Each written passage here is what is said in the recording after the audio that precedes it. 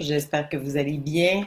Dans cette vidéo aujourd'hui, je vous pose une question. Je suis Lynne-Marie Germain, je suis coach en communication depuis 12 ans et auparavant, j'ai été dans les médias du Québec, principalement à Radio-Canada, ce qui fait que la communication, ça fait partie de ma vie depuis toujours. Et ce que je fais en ce moment, depuis 12 ans, c'est que je travaille avec des leaders comme vous qui ont besoin d'avoir des communications, d'avoir plus d'impact dans leur communication, qui ont besoin de mobiliser les gens, qui ont besoin de mettre les gens dans l'action. Et la question que j'ai pour vous aujourd'hui, c'est qu'est-ce qui fait dérailler vos négociations? Est-ce qu'il vous arrive de négocier? J'imagine que oui, si vous êtes à la direction d'une organisation ou vous faites partie d'une équipe où vous avez des partenaires, ou vous avez des partenaires professionnels ou des partenaires personnels, si vous avez une famille, en fait, selon des spécialistes de la négociation, vous êtes toujours en négociation.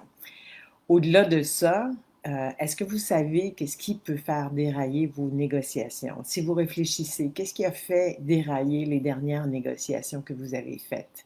Est-ce qu'il y a un élément? Est-ce qu'il y a quelque chose que vous auriez pu voir que vous n'avez pas vu et qui, cet élément a fait que la négociation est partie de travers, puis finalement, que ça s'est mal terminé?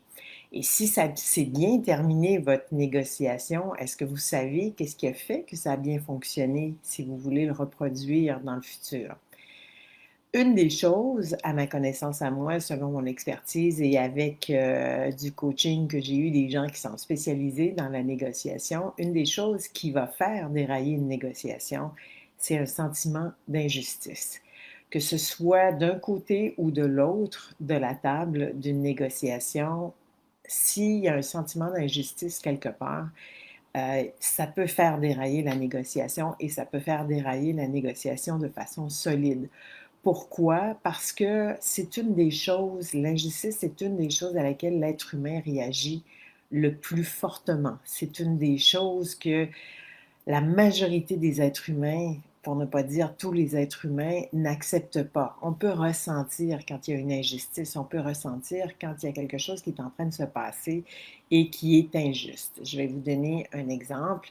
Si vous êtes en train de négocier des conditions de travail et que dans votre perception des choses, il y a quelqu'un qui a eu la peut-être qui a obtenu la demande que vous faites et qu'on vous refuse cette demande-là, automatiquement, il va y avoir un sentiment d'injustice pour vous et automatiquement, vous allez devenir beaucoup moins présent dans la négociation. Il va avoir ce sentiment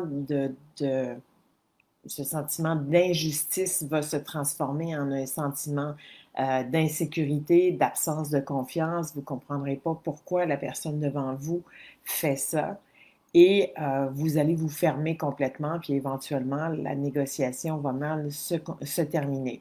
Peut-être que, là, je vous dis si c'est de votre côté. De l'autre côté, peut-être que ça va vous permettre, si vous réfléchissez un peu, de comprendre certaines négociations que vous avez eues et qui ont déraillé et peut-être que vous êtes en train de vous demander pourquoi ça a déraillé. Bien, allez voir de l'autre côté.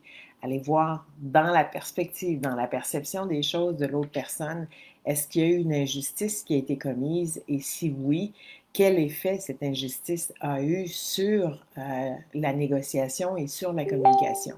Donc, la solution, c'est quoi? La solution, quand vous négociez, ce serait naturellement de vous assurer que quand il y a de la justice ou quand il y a de l'injustice, que vous êtes en train de voir ça, que vous êtes capable d'être en communication là-dessus, être capable d'écouter la personne avec qui vous négociez, être capable de voir si cette personne-là a une vision juste. Est-ce que c'est vrai qu'il y a de l'injustice en ce moment? Est-ce que c'est pas vrai qu'il y a de l'injustice?